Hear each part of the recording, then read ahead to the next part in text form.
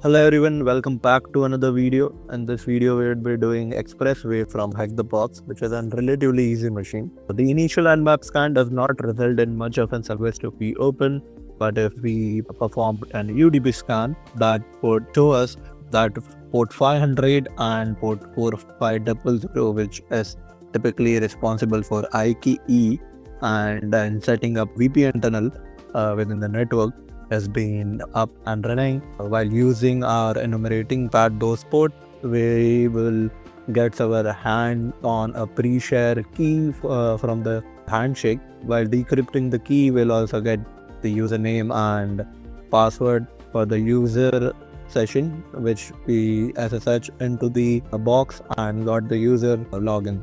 Once that has been sorted, getting the root is relatively easy, finding an exploit around the pseudo version that is being used and getting the root from there. So yes, let's get started. So firstly, we'll perform an Nmap scan with SC for script scan, SV for version scan, VV to enable the verbose mode, and let's save all output in all format and a directory called Expressway, and the IP is 10.9.9 and 100. So it typically takes times to run it, so we already have saved the output. So as you can see, the initial scan does not show much of the service that has been running. Only port 22 that is being open for SSH, and that is, by the looks of it, we could say there is no much of an exploit for that particular OpenSSH version, which we could use to exploit it. So nothing more we could get out of this, but that is when we would look for more open ports and perform an Nmap scan for UDP as well. So using the same commands with SU for UDP scan and with the same SC for scripts, SV for version, VV, verbose, and saving all output in the Nmap directory. So again, for this as well, we had already performed the scan and saved the output. So let's see. I think it should be UDP. There you go. From the get-go, we can see there are plenty of different ports opens. The first goes for TFTP. There is a potential HTCPC port open, but it might be filtered as well with no header or version that is being enumerated from here. Port 69 for UDP that typically used for TFTP has been open, and NetBit TFTP is being used there. That is very typical for Linux machines. And you can see version as we could only get the name of the service, not exact version it is being used. We could look for any exploits or try to enumerate a guide, get the file or configuration that might be hosting or that might be saved here. But with TFTP, it does not allow us to list the directory that we'll see, and we could also find port 500 UDP that is being used for ISAKMP, and we could get the IKE version, few data related to that, and we could confirm the use of a 4500 as well, which is here typically used for net when setting up VPN for the exchange. So let's start with TFTP, enumerating TFTP. So let's see if we could get the session and see if we could download few things or upload few things on the IP and 129.0.100.0 right now. 9.3. Okay. So yes, as mentioned, with TFTP we can't list. We don't have any command to list the directory that we have, but we could try to brute force different default files and configuration, or if we know the name of the file that we are looking for, we can try to download or try to see if that is being hosted on this particular session. See, let's try to put a file, we can put, let's use Metasploit to run and brute force on this TFTP to get if any of the default files are present on the server. We'll get to know. So let's search for TP. It should be root. Yeah, TFTP root. Let's use that. So options. It is using this particular word list to brute force.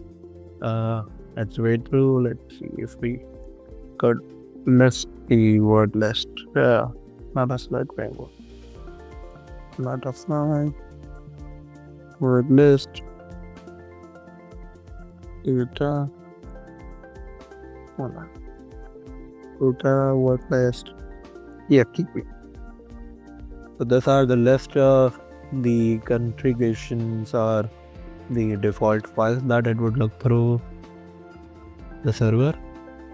So let's set up tr host standard 100 and 129.9.3 and run g. While this is running, I think putting any file over the server won't help because there is no service that would interpret the file. Yeah, we are getting few results back from the server. So let's try to get those files and see if we have anything interesting for those. So this is I think Cisco configuration, router configuration file. Or Cisco RTR, the remote router configuration file. So let's see if we have anything over there. LL. Okay. So let's try to fetch other files as well. If we could download them. Okay, a few false positive we might have. That would be an easier way to do this. Nothing there, so maybe all of them are or whether they are apart from the Cisco configuration. So let's see what we have for Cisco configuration. But typically this configuration would contain passkeys, passwords, user data or hashes saved in the encryption if they are not encrypted. But with this configuration, see hostname, we could confirm that the passwords are hidden. So, but we could get the username. IKE is the username, the box Expressway. Let's look for anything interesting that we could find here. VPN configurations. We have your DNS configuration. Nothing interesting. We can see ISA configuration as well, that it is using 3D DS encryption. Pre-shared key has been used for authentication. So again, this confirms if this configuration has been used, it confirms that it has been the ISA key map has been used. The key is secret password. So that is strange. Either typically this is hashed or responsible for a key, but in this case it says secret password. So either this is the key or some sort of configuration. Let's see if we have anything else. Nothing there. Nothing interesting there. Okay. Alright, nothing else on this configuration file. So let's move forward and see if we could fetch the configuration file. Not fetch the configuration file, but pre-shared token that has been communicated. Alright, so let's let's clean a bit.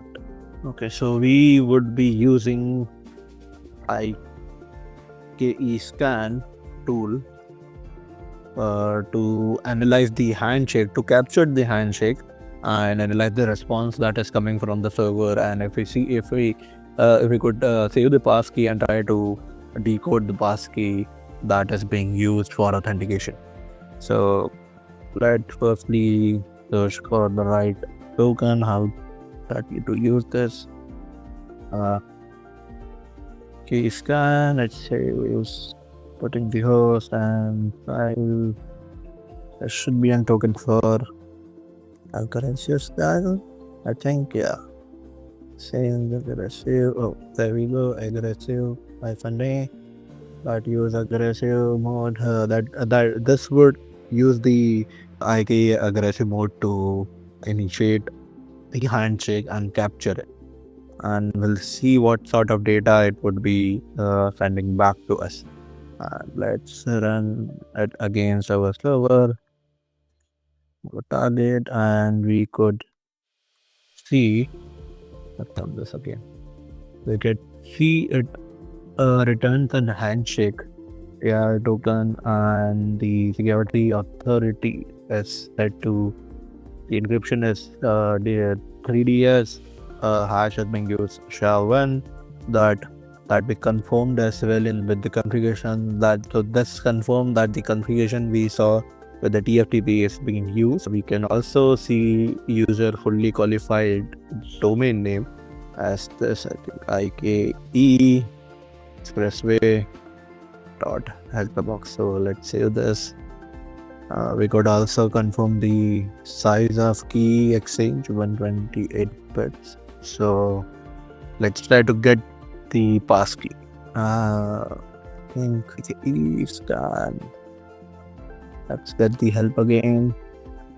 There should be something pre-step.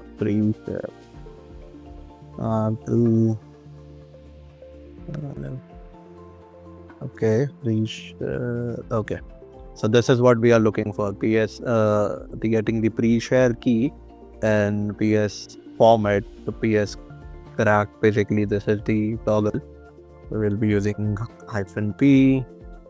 Use the mode to get the PS key in PSK format, and how to use this mod PS. So without any space between SP and file to save the passkey to directly into the file. So let's do that.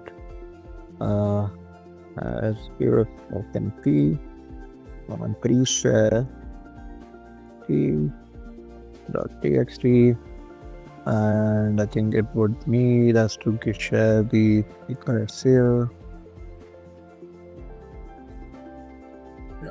I think ID would need us to give the ID as well.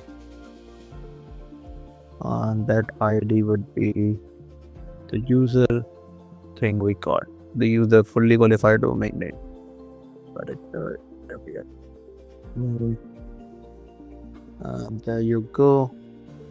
But that save the key. We got the key, to pre-share key. So this would help us to get the access on the box. And let's use PSK crack. Okay, so PSK crack, and let's give wordless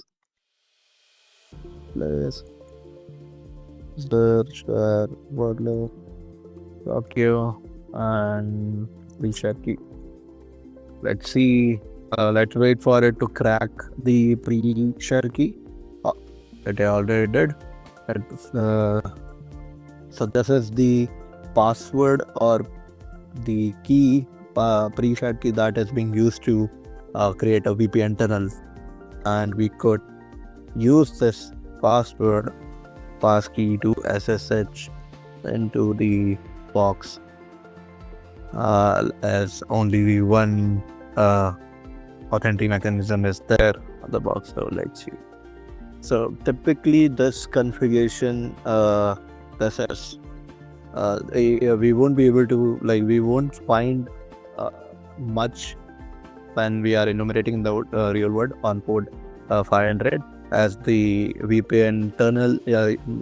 We have modern protocols and modern framework that use different set of configurations and keys, and which is much better and hard to crack. So in this particular setting, the pass key in itself has been using SHA-1, that is relatively easy to crack, and we get that in PSK format. And the pass key is also very easy to guess, so that is why we were able to get this working for this box. but in real world it won't be as straightforward as it is here. So we got the user key, the user txt, and with that the user session has been owned. So let's look for the root as well, like see if we got any root access, and if sudo access, so there is no sudo access run in this of the nothing, and see if we could find anything. Okay, downloaded first on our local machine. Server, server. We got the file. Let's see what is our IP. And .1014. So let's copy this. Let's go.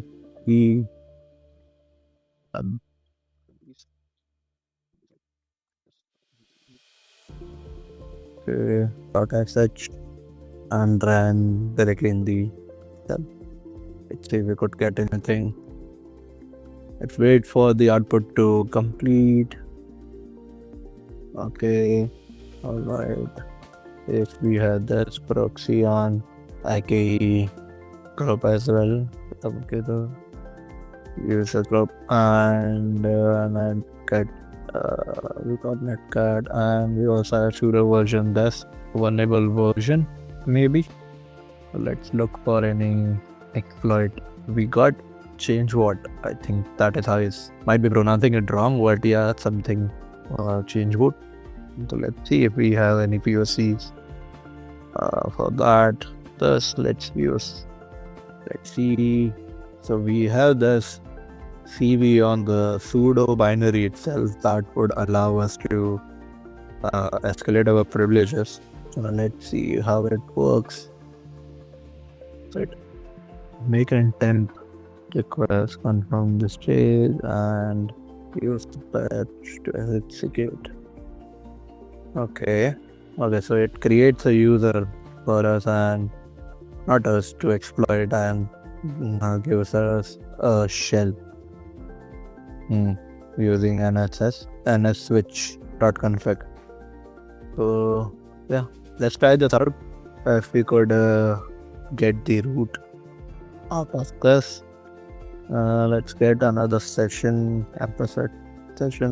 Meanwhile, this is running.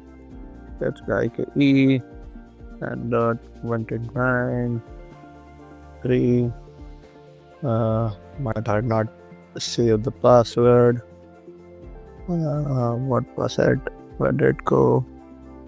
There you go. Alright. Okay, so let's go back. Copy this. When exploit .txt, not txt, sh. I don't have rems. Let's no. Let's see if we have no. Okay. Confirm this. Let's close this. What the permission to exploit .sh, and let's run the exploit. And we got the root. So it was relatively easy to get the root. Let's see, we could read the file as well, and that was it.